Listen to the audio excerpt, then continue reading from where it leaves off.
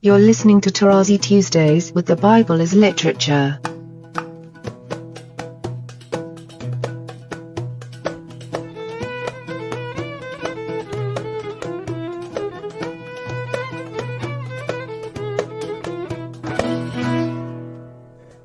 Hi, this is Father Mark Boulos, and you are listening to Tarazi Tuesdays with the Bible as Literature podcast. After its use of the word Adam in chapter 5, the text of Genesis returns to the words Ha-Adam in chapter 6, referring to humanity in its entirety. This shift, Father Paul explains, also points to God's provision of a third chance for human beings. By now, everyone who tunes into this podcast knows that in Scripture, the third time is not a charm. I am happy to introduce Father Paul on the Bible as Literature podcast, Tarazi Tuesdays. Well, this is going to be a real tour de force because this text is perhaps, I think it is the most studied text in the entire Scripture, both Old and New Testament. I'm going to read it quickly in English, but then the hearers have to have the English text in front of them because I'm going to speak systematically on the basis of the original. I mean, translation is practically impossible, but we'll get to that. So we are still within the Toledot of Adam. The Toledot of Noah will start in 6:9. These are the Toledot of Noah, okay, in verse 9. When men began to multiply on the face of the ground and daughters were born to them, the sons of God saw that the daughters of men were fair, and they took to wives such of them as they chose. Then the Lord said, My spirit shall not abide in man forever, for he is flesh, but his days shall be 120 years. The Nephilim were on the earth in those days, and also afterward, when the sons of God came in to the daughters of men, and they bore children to them. These were the mighty men that were of old, the men of renown. The Lord saw that the wickedness of man was great in the earth, and that every imagination of the thoughts of his heart was only evil continually. And the Lord was sorry that he had made man on the earth, and it grieved him to his heart. So the Lord said, I will blot out man whom I have created from the face of the ground, man and beast and creeping things and birds of the air, for I'm sorry that I have made them. But Noah found favor in the eyes of the Lord. Verse 1, already the Septuagint had no choice but to translate the original Ha-Adam, which is the man, into men, for a very simple reason that at the end of the verse we hear, and daughters were born to them in the plural. But still, the original text is very important because we are dealing now with Ha-Adam. After having heard only Adam in chapter 5, now we move back to Ha-Adam, meaning that we are dealing with the entire humanity. And I'm tired to repeat that this is intended. Obviously, everything is intended in Scripture. It's the authors that control everything. And we have to submit to the text because we don't have the authors with us. Now, this Ha-Adam is very important because it begins the third time that the human beings were given a chance to obey God, and they do not do that. And you've heard me repeatedly pointing out the importance of the third time. The third time, then the judgment is going to come, and you could see that this is a setup for the decision of God to, as I shall say later, completely erase every kind of life on the face of the Adamah. Notice the waters are no problem. the animals of the water did not need to be taken into the ark of Noah. So we have to follow the story as is. The story is very realistic in its presentation. So we hear at the beginning that Ha'adam hehel, and I spoke about this verb. Whenever it is used in the active where the subject is a human being, is bad news all the time. Later we shall hear it when Noah will begin to be a husbandman. Okay, very bad. Earlier we heard that the human beings were allowed by God to call upon his name. Okay, let's keep all this in mind. So already when we have Hehel Ha'adam, that's bad news. But notice how there is a play, because the following verb is rob, rub, which is the verb that was used in chapter 1 in God's asking Ha'adam to multiply. So it's supposed to be positive.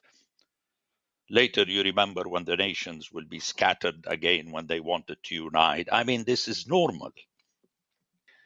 But already, if you know the original Hebrew, you will remember that rub can mean also grow, become great, powerful, and that cannot be rendered in any translation.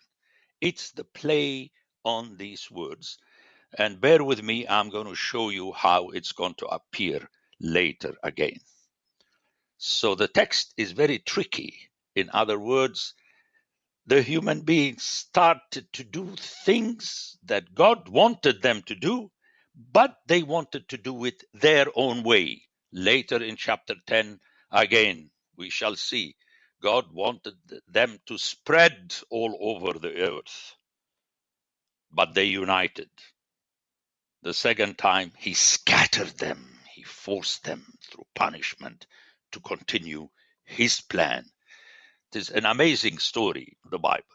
Whatever you do, God will remain in control in the scriptural story.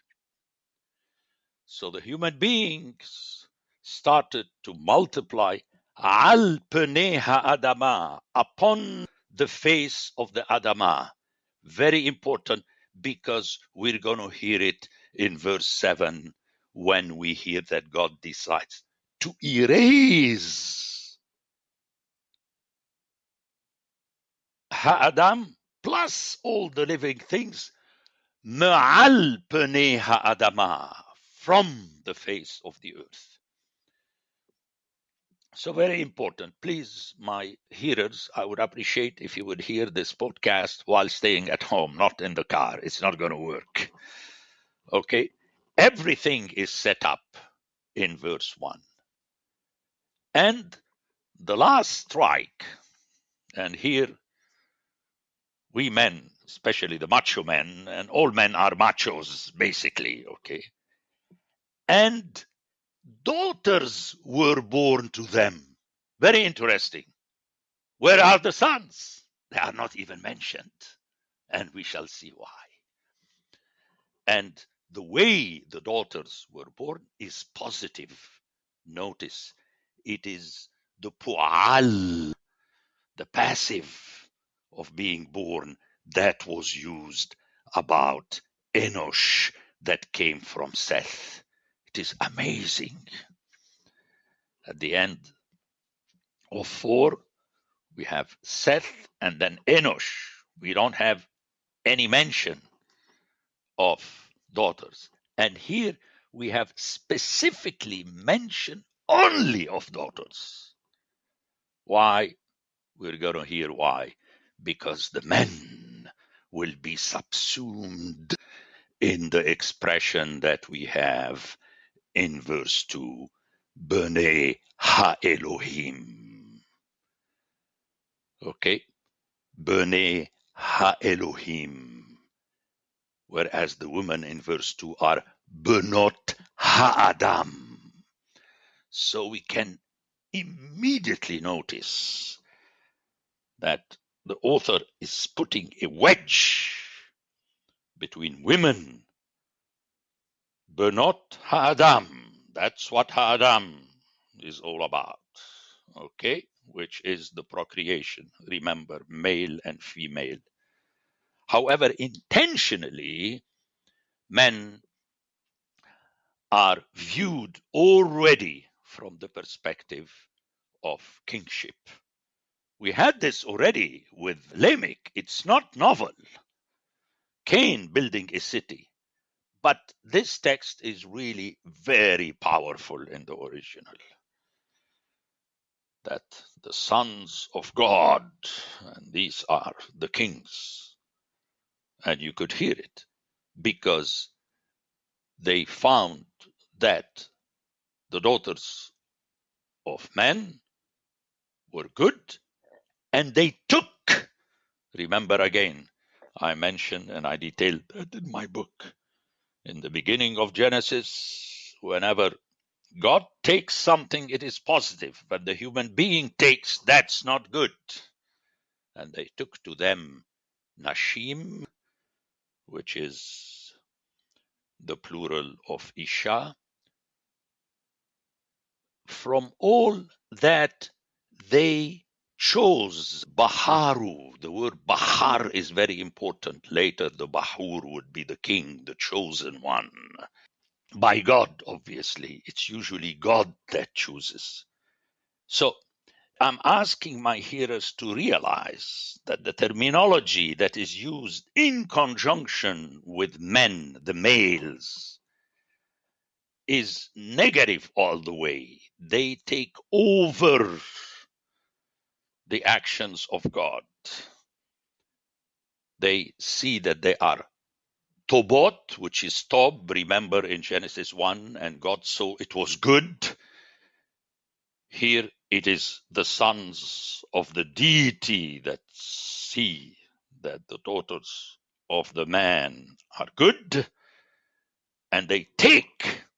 Okay, remember earlier when Eve took from the tree, that's not good, whatever the human beings do that. And of their choice, immediately the pictures of the king come to mind, beginning with David, who really chose a woman that was not his.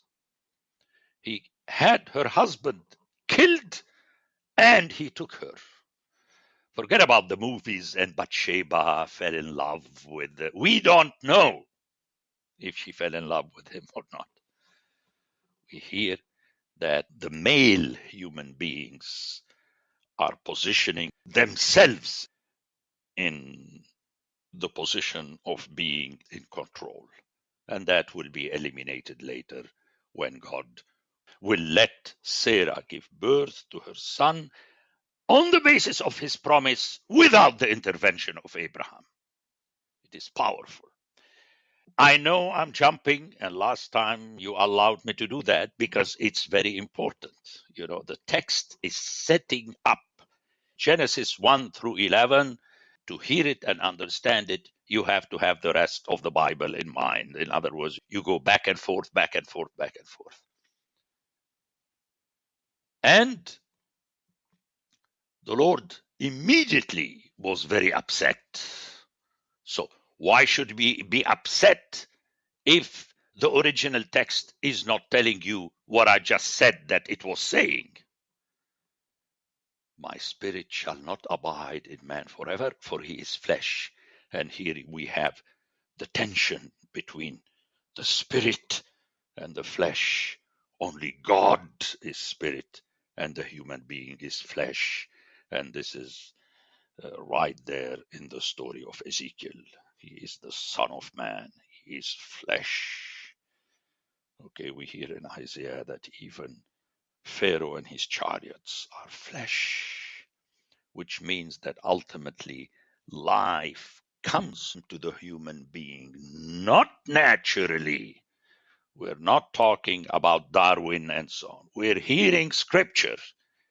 It is because man lives so long as God allows him to eat from the tree of life, which he forbade him, hoping that man will get the lesson, but the man did not, and Cain did not, and now the man, meaning the entire human beings.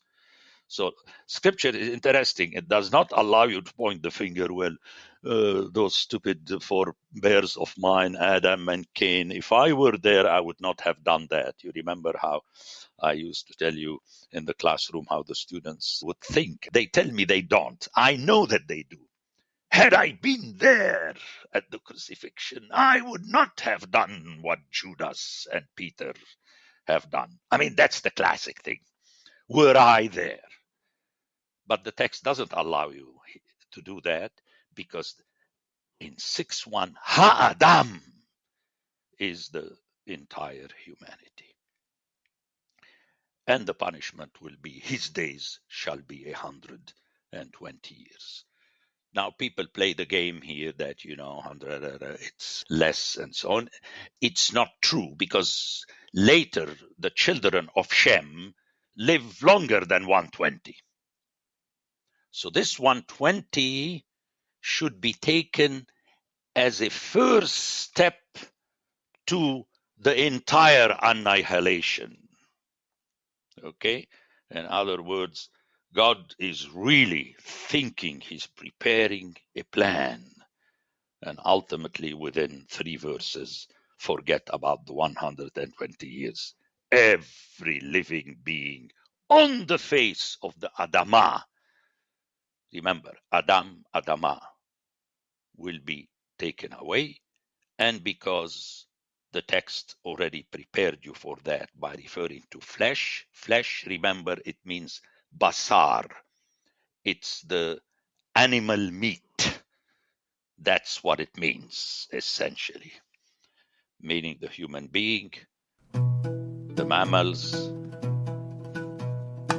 the animals that creep, and the birds of the air. Remember, the birds will have to alight at one point. So they are part of the Adamah, as I explained in chapter 1, and we shall see also in the story of the flood. The Bible as Literature is a production of the Ephesus School Network.